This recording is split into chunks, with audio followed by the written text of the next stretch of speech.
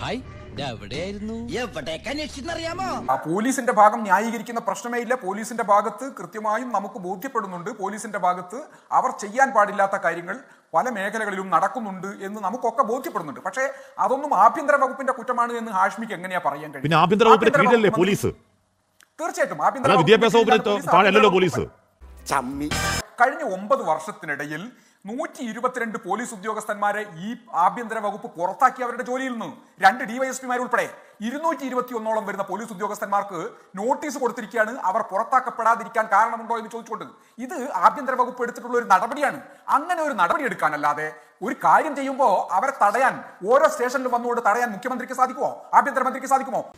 എന്നിട്ട് ഹാഷ്മി ഒരു കാര്യം ഹാഷ്മി ഓർക്കുന്നുണ്ടോ? കോടിയേരി ബാലകൃഷ്ണൻ കേരളത്തിലെ CPIM-ന്റെ സംസ്ഥാന സെക്രട്ടറി ആയിരുന്ന, മുൻ ആഭ്യന്തരമന്ത്രിയായിരുന്ന കോടിയേരി ബാലകൃഷ്ണൻ ഒരു ഘട്ടത്തിൽ പറഞ്ഞല്ലോ, കേരള പോലീസിൽ RSSന് വിങ് ഉണ്ട്. അത് പറഞ്ഞത് കോടിയേരി ബാലകൃഷ്ണനാണ്. അപ്പൊ എന്ന് പറഞ്ഞാൽ കേരളത്തിലെ പോലീസിന്റെ മുഖം മോശമാക്കാനും ആഭ്യന്തര വകുപ്പ് കൊള്ളരുതാത്തതാണ് എന്ന് പറയാനും ഒരു വിഭാഗം ബോധപൂർവമായ പ്രവർത്തനം കേരളത്തിൽ നടത്തുന്നുണ്ട് എന്നതിന് ധാരാളം തെളിവുകൾ ഇനിയുണ്ട്. അത് വഴിയേ അറിഞ്ഞോളൂ. RSSകാരായിട്ടുള്ള ഗവർണർ ഇല്ലാതെ പ്രാതൽ കഴിക്കാൻ പറ്റില്ല, RSSകാരായിട്ടുള്ള ഗവർണർമാരില്ലാതെ അത്താഴം കഴിക്കാൻ പറ്റാത്ത ആഭ്യന്തര വകുപ്പാണ് മന്ത്രിയാണ് പിണറായി വിജയൻ. ഈ പിണറായി വിജയനോടാണ് നിങ്ങൾ ചോദിക്കേണ്ടത്. എന്നോടോ ഹാഷ്മിയോടോ അല്ലെങ്കിൽ ഈ പറഞ്ഞ PV അൻവറിനോടോ കേരളത്തിലെ 24 ചർച്ച കാണുന്ന ആളുകളോടല്ല നിങ്ങൾ ചോദിക്കേണ്ടത്. ആഭ്യന്തര വകുപ്പിൽ RSSന്റെ സാന്നിധ്യമുണ്ടെന്ന് പറഞ്ഞ് ഞങ്ങളൊക്കെ കഴിഞ്ഞ 9 കൊല്ലമായിട്ട് പറയുമ്പോൾ നിങ്ങൾ അത് കേട്ടില്ലല്ലോ. ദൈവമേ, മൂർഖനെയാണല്ലോ ചവിട്ടിയത്.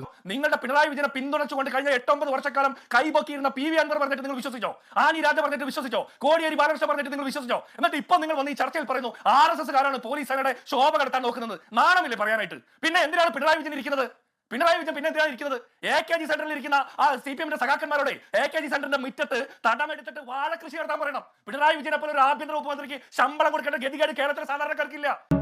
സാരില്ലടാ, നീ എവിടെ പരിപാടി അവതരിപ്പിച്ചാലും ഇത് തന്നെയാണല്ലോ നിന്റെ വിധി.